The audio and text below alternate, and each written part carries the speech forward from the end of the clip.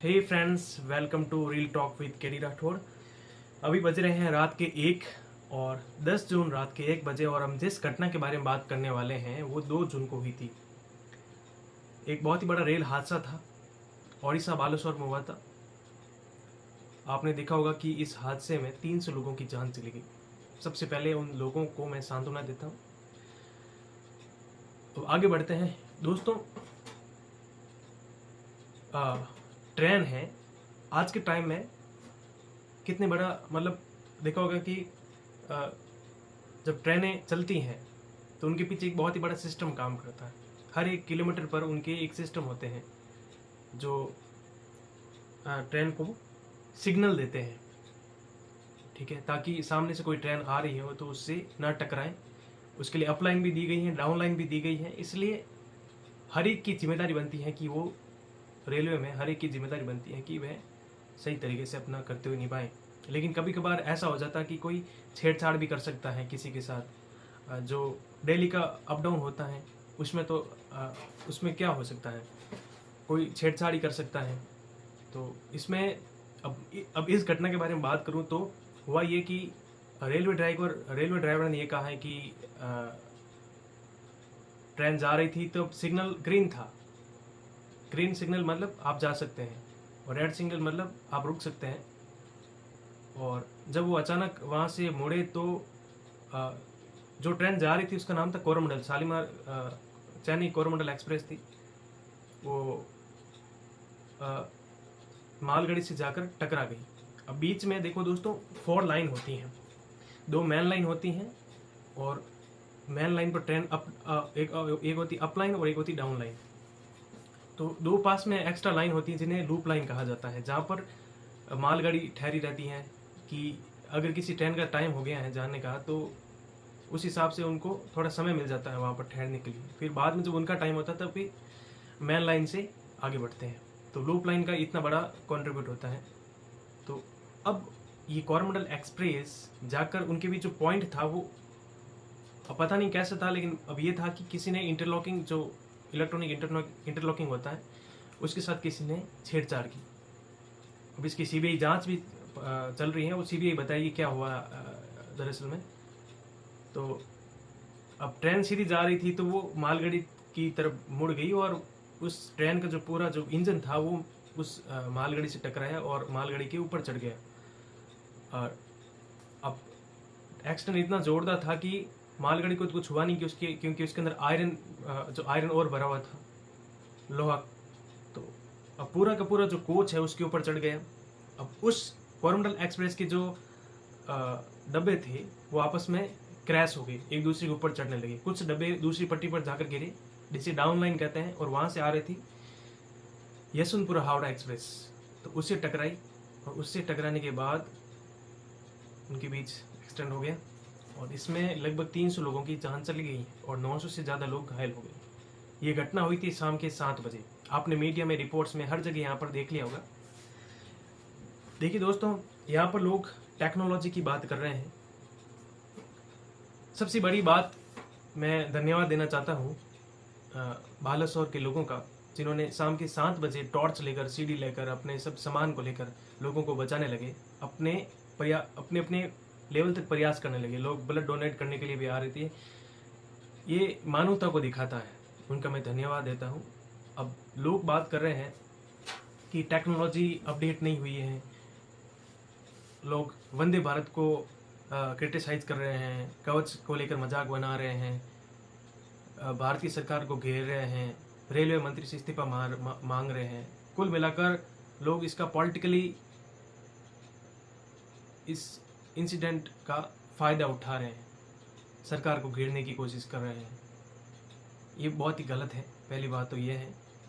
और अश्विनी वैष्णव से इस्तीफा मांग रहे हैं। इतना ज़्यादा हाई क्वालिफाइड आदमी इस्तीफा देगा तो उसकी जगह तो एक नया आदमी रखने से क्या मतलब। एक नया आदमी आएगा जिसका कोई एक्सपीरियंस नहीं है।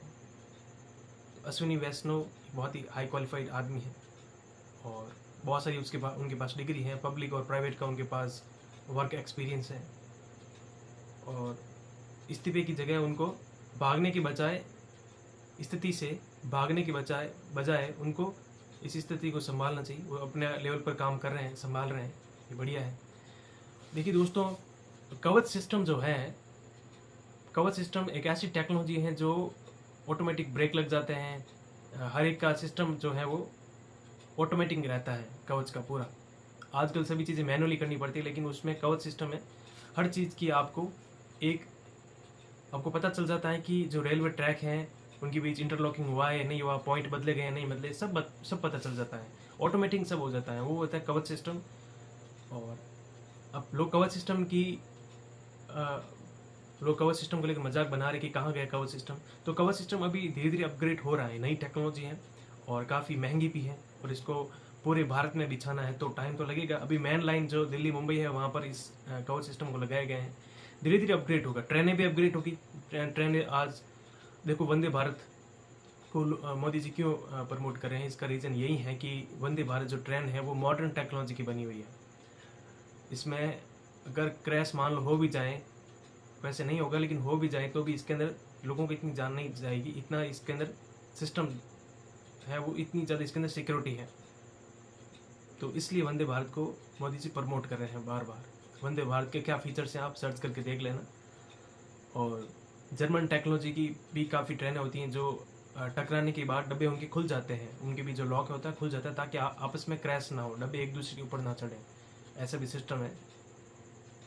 दोस्तों, बात यह है कि इस मुद्दे को पॉलिटिकली ना लिया जाए, और जहाँ तक संभव है इसकी जांच होनी चाहिए सीबीआई, चाहे ह्यूमन एरर हो, चाहे सिग्नल एरर हो, चाहे कोई भी गलती हो, कोई भी मिस्टेक हो, उसके बारे में उसकी तह तक जाना चाहिए।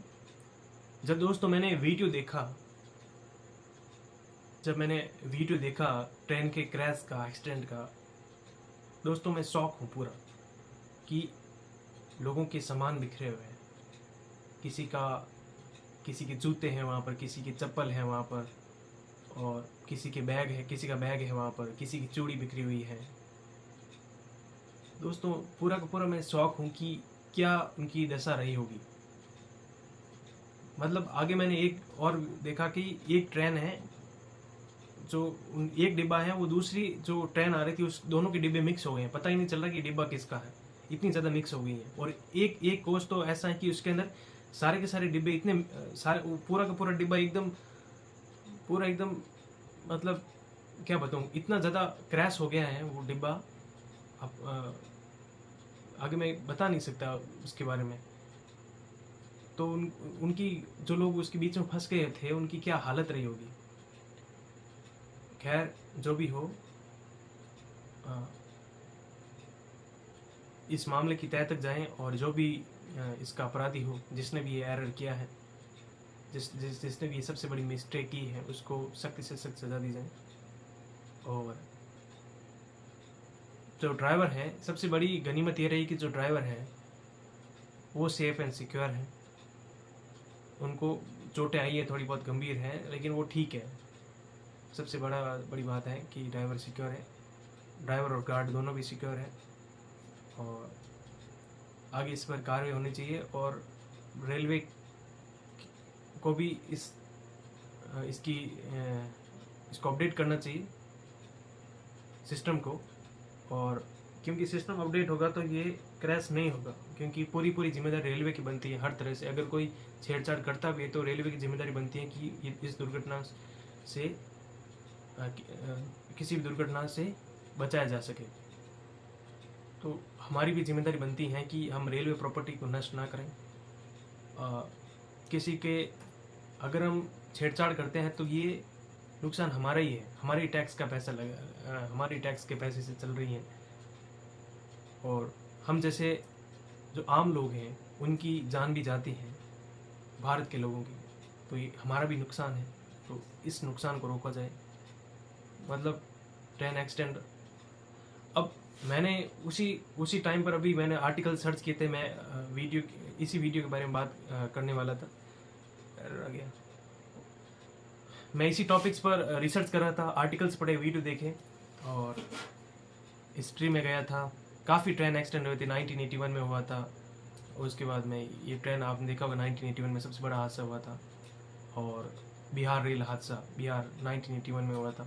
उसके बाद हुआ था 1995 में फिरोजपुर में हुआ था। उसके बाद आपने देखा होगा 1998 में हुआ था खन्ना रेल डिजास्टर। उसके बाद 1999 में हुआ था गैसोल ट्रेन हादसा हुआ था। उसके बाद 2016 में हुआ था कलकत्ता में। तो अब ये जो रेल हादसे हैं ये सबसे बड़े हादसे हैं जिनमें लोगों की सैकड़ों में जान गई है। इसी के बारे में मैं वर्क कर रहा था, आर्टिकल्स पढ़े, वीडियोस देखे, काफ़ी पूरा एकदम शॉक हो गया। देखो मैं एक मतलब जब मैंने रिसर्च की तो मेरा मन ही नहीं कर रहा था कि मैं इसके ऊपर वीडियो बनाऊं, लेकिन फिर भी मैंने खुद को पुश किया कि ठीक है वीडियो बनाएंगे, इसके ऊपर पक्का वीडियो बनाएंगे। इसलिए मेन चैनल पर आ जाएगा कल या परसों तक। अब मैं बात कर रहा था कि हाँ, जब मैं आर्टिकल सर्च कर रहा था तो देखा था कि जैसे कि मतलब इसी ट्रेन के साथ थोड़े दिन पहले ही छेड़छाड़ हुई थी, शायद उस पटरी के साथ छेड़छाड़ हुई थी। और उदयपुर में किसने टेररिस्ट साजिश की थी, लेकिन उन्हें पकड़ लिया गया, ऐसा ही कुछ हुआ था। मतलब कुल मिलाकर जो ये हादसे हुए हैं उसी समय 2 या 3 दिनों का फासला रहा होगा, 1 जून 2 जून और 3 जून या 31 मई, इनके बीच का टाइम रहा होगा। टाइम पीरियड में रेलवे के साथ बहुत ज़्यादा छेड़छाड़ी चल रही है। मतलब आप इसे टेरर अटैक कह सकते हो, ये गलत है। आखिर मानवता का मुद्दा है, मानवता सबसे बड़ा है, तो उसको हानि पहुंचाकर आप क्या हासिल कर लोगे? Please stop it. लोगों की जानें जा रही हैं, तो दोस्तों इस चीज़ को रोका जाए और इतने हादसे ना हो, ट्रेन हादसा, और रेलवे पर लोगों का भरोसा ऐसे ही बरकरार रहे। इसके लिए रेलवे को कुछ ना कुछ स्टेप उठाने चाहिए इसके लिए, और जो भी अपराधी हैं उनको पकड़ा जाए।